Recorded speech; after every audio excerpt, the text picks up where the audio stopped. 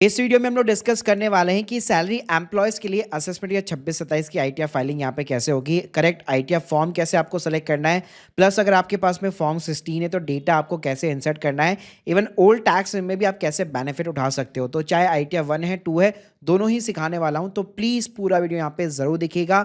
कौन सी रिज्यूम आपके लिए बेटर रहेगी ये भी आपको जानने को मिलेगा। वीडियो को स्टार्ट करने से पहले बताना चाहूंगा, अगर प्रोफेशनल एक्सपर्ट के थ्रू आईटीआर फाइलिंग कराना चाहते हैं बहुत ही अफोर्डेबल कॉस्ट के ऊपर, link in the description box and you can trust over 1700 plus review. तो सबसे पहले तो आप पोर्टल के ऊपर यहाँ पे लॉगिन कर लीजिए। सबसे पहला जो हमारा काम होता है, हमें सेलेक्ट करना होता है कि मुझे इस साल आईटीआर 1 फाइल करना है या फिर आईटीआर 2 फाइल करना है। उसके लिए बेस्ट तरीका है, ऊपर ही ऊपर आपको एक एआईएस का टैब दिख जाएगा। तो यहाँ पे ना आपको एक टैक्स पेयर इन्फॉर्मेशन समरी देखने को मिल जाती है। तो अगर आपका सैलरी के अगेंस्ट में टीडीएस कटा हुआ है तो आपको सैलरी, डिविडेंड के इनकम, बैंक का इंटरेस्ट ये देखने को मिलता है।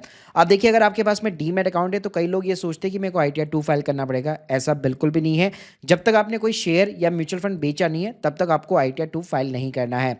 और अगर आपको ये जानना है कि कौन सा आईटीआर मेरे को फॉर्म वैसे फाइल करना चाहिए, अगर इंट्राडे है, एफएनओ है, तो एक आपको लिंक भी दे दूंगा। यहाँ पे सिंपली आप इसको हिंदी के अंदर बताएंगे कि मेरी यहाँ से इनकम है, प्रॉपर आपको बता देगा कि आपके लिए कौन सा बेस्ट आईटीआर फॉर्म यहाँ पे रहने वाला है। तो भाई फाइल करने के लिए सबसे पहले ई फाइल सेक्शन में ही फाइल इनकम टैक्स रिटर्न मिल जाएगा। आप असेसमेंट या 26-27 सेलेक्ट कर लीजिए। मोड आपका ऑनलाइन रहेगा। स्टार्ट न्यू फाइलिंग बटन पे क्लिक करना है। स्टेटस जो आपका इंडिविजुअल रहेगा। अभी हाल फिलहाल के लिए मैं आईटीआर 1 को सेलेक्ट कर लेता हूँ, 2 भी आपको दिखाऊंगा, दोनों दिखाऊंगा। तो प्रोसीड विद करते हैं आईटीआर 1, ओके बटन पे क्लिक करना है। Let's get started. रीजन पूछेगा क्यों फाइल करना चाहते हैं, सिंपली आप अदर रीजन को सेलेक्ट कर लीजिए। अब आपको हर एक टैब को जो है कंफर्म करना है। शुरुआत करते हैं पर्सनल इन्फॉर्मेशन के साथ। तो सबसे पहला काम तो आपको यहाँ पे ये करना है कि जो नेचर ऑफ द एम्प्लॉयमेंट है, अगर आप प्राइवेट जॉब के अंदर है तो सिंपली आप अदर सेलेक्ट कीजिए। अगर आप गवर्नमेंट जॉब में है तो ऊपर आपको ऑप्शन देखने को मिल जाएंगे। फिर उसके बाद में रिजीम चेंज करने का ऑप्शन आता है। सिंपल सा फंडा है, अगर आपकी सैलरी की इनकम, बैंक का इंटरेस्ट, डिविडेंड की इनकम सब कुछ मिला करके 12 लाख रुपए के नीचे, आपको इस ऑप्शन को हमेशा नो ही रखना है। आपको यस नहीं करना, यानी आपको न्यू रिज्यूम के साथ में ही जाना है। उसके बाद में ग्रॉस टोटल इनकम में पहला ही कॉलम आपको सैलरी का देखने को मिल जाता है। एडिट बटन पे क्लिक कीजिए। आप देखिए आपका यहाँ पे जो फॉर्म 16 इशू हो रखा है, वहां पे आपने अपने एम्प्लॉयर के साथ में चाहे न्यू टैक्स रिज्यूम अडॉप्ट कर रखी है या ओल्ड टैक्स रिज्यूम अडॉप्ट कर रखी है, उससे कोई फर्क नहीं पड़ता है। आप कभी भी अपनी रिज्यूम को स्विच कर सकते हो आईटीआर फाइलिंग के टाइम पे। तो पहले हम लोग इसको न्यू रिज्यूम के अंदर देखने के लिए चेक करेंगे कि हमारा क्या टैक्स वगैरह बन रहा है। वैसे अगर आप अपने फॉर्म 16 में भी देखेंगे तो सिंपल सी बात है, अगर आपकी स्टैंडर्ड डिडक्शन जो है 75,000 रुपए, इसका मतलब है आपने अपने एम्प्लॉय के साथ में न्यू टैक्स रिटर्न अडॉप्ट कर रखी है। तो आपके फॉर्म 16 के अंदर यहाँ पे एग्जैक्ट जो अमाउंट मेंशन है, बेसिकली वही एग्जैक्ट अमाउंट आपको सिंपली यहाँ पे मेंशन कर देना है। फिर एग्जेम्प्ट अलाउंसेस के अंदर देखेंगे तो अगर आपने न्यू टैक्स रिटर्न अडॉप्ट कर रखी है तो आप देखेंगे जनरली आपको कोई भी यहाँ पे अलाउंसेस वगैरह कुछ भी देखने को नहीं मिलता, सिर्फ एक 75,000 रुपए की स्टैंडर्ड डिडक्शन देखने को मिलती है। तो बस भाई सैलरी के अंदर सिर्फ इतना ही रहता है। अगर आपने न्यू टैक्स रिटर्न अडॉप्ट कर रखी ना, तो आपका काम सिर्फ इतना सा है कि आप अपनी बेसिक सैलरी डालो और 75,000 रुपए की स्टैंडर्ड डिडक्शन यहाँ पे ले लो। और इसके अलावा न्यू टैक्स रिटर्न के अंदर टोटल डिडक्शन के अंदर अगर मैं बात करूँ तो अगर आप गवर्नमेंट जॉब करते हैं तो नॉर्मली क्या होता है, आपका एम्प्लॉयर भी एनपीएस स्कीम के अंदर कॉन्ट्रीब्यूट करता है। तो ये आप जो सेक्शन देख रहे हैं एटीसीडी सीसीडी सबसेक्शन 2, तो यहाँ पे बकायदा आपका वो अमाउंट बेसिकली मेंशन होगा। तो यहाँ पे भी अगर आप देखेंगे तो यहाँ पे भी डेटा आपको ऑलरेडी प्रीफिल्ड यहाँ पे मिलने वाला है। अगर नहीं है तो आप एडिशनली यहाँ पे ले सकते हो, लेकिन मेक श्योर करो कि आपके फॉर्म 16 के अंदर वो चीज मेंशन होनी चाहिए। तो as a salary person simply आपको अपनी सैलरी रिपोर्ट करनी है। अदर सोर्सेज में आपके बैंक का इंटरेस्ट हो गया, सेविंग अकाउंट का इंटरेस्ट हो गया, ये सारा डेटा आपको प्रीफिल्ड देखने को मिलता है। और हाउस प्रॉपर्टी में कॉलम को फिलअप करना न्यू टैक्स में तभी बेनिफिशियल है अगर आपकी कोई रेंटल इनकम है। तो अगर आपकी कोई रेंटल इनकम नहीं है तो आप पूरा हाउस प्रॉपर्टी का कॉलम यहाँ पे ब्लैंक छोड़ सकते हैं। अगर होम लोन भी चल रहा है तो उसका भी न्यू टैक्स के अंदर कोई बेनिफिट आपको देखने को नहीं मिलेगा। सो देखिए एज ए सैलरी पर्सन इस अमाउंट के ऊपर आपका ऑलरेडी टीडीएस यहाँ पे डिडक्ट हो चुका है। अब यहाँ पे अगर आपने न्यू टैक्स सेलेक्ट कर रखी है और एडिशनल इनकम में अगर आपने बैंक का इंटरेस्ट, डिविडेंड की इनकम, ये चीजें अगर आपने रिपोर्ट कर रखी है तो डेफिनेटली उसके ऊपर आपका एडिशनल टैक्स यहाँ पे बनने वाला है। यहाँ पे टैक्स पेड कॉलम में फर्स्ट कॉलम में तो आपको यहाँ पे सैलरी का टीडीएस दिख जाएगा। 2 के अंदर अगर बैंक के इंटरेस्ट के अगेंस्ट में या किसी और चीज के अगेंस्ट में आपका टीडीएस कटा है तो वो दिख जाएगा। बस लास्ट कॉलम में आपने जो भी इनकम पुट की है उसके अकॉर्डिंग आपको जितना भी आपका टैक्स बन रहा होगा वो सिंपली आपको देखने को मिल जाएगा। और जैसे आप प्रोसीड करोगे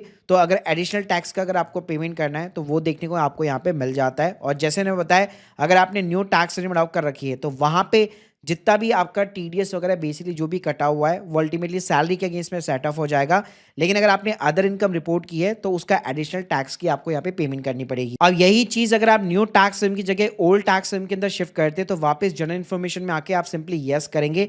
बस इसका एडवांटेज यहाँ पे आपको ये मिलेगा कि सैलरी वाले कॉलम के अंदर यहाँ पे अगर आप एचआरए एलटीए ये चीज़ें लेना चाहते हैं और अगर आपकी पूरा जो बेसिक सैलरी होता है वहाँ पे प्रॉपर तरीके से मेंशन होता है कितना आपको एचआरए मिल रहा है, कितना आपको एलटीए वगैरह मिल रहा है, तो ये अलाउंसेस यहाँ पे आप क्लेम कर सकते हो। और इसी तरह डिडक्शन वाले कॉलम में भी यहाँ पे लाइफ इंश्योरेंस के अगेंस्ट में, बच्चों की फीस के अगेंस्ट में एटीसी के अंदर 1.5 लाख रुपए की डिडक्शन आप यहाँ पे क्लेम कर सकते हो। ऐसे ही मान लीजिए अगर आपका हेल्थ इंश्योरेंस है तो 80D के अंदर आप क्लेम कर सकते हो, एनपीएस का कॉन्ट्रीब्यूशन आप क्लेम कर सकते हो।